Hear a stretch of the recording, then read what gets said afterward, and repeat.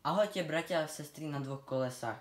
Týmto krátkym videom vám chcem priblížiť spôsob jazdy v kolóne, tak aby ste si to užili. Ako sa pripojiť ku kolóne? Jazdci, ktorí sa pripájajú ku kolóne, sa stále zaradia na jej koniec. Po prípade sa pred odchodom dohodnú s vodcom. Ako sa jazdí v kolóne?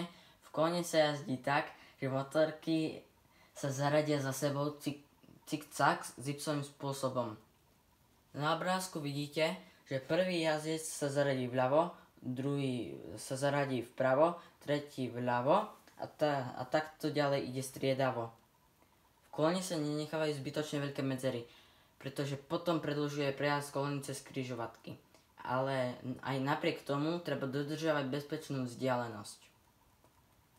Počas jazdy sa miesto nemení. Ak náhodou vznikne v kolóne medzera, doplňujú jazdec zozadu. Neprechádza sa zľava doprava alebo naopak. Na obrázku červený doplní medzeru pred sebou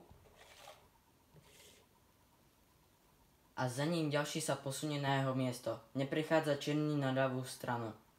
Prekážka na ceste. Ak je na ceste prekážka, stále použijeme blinker smerovku.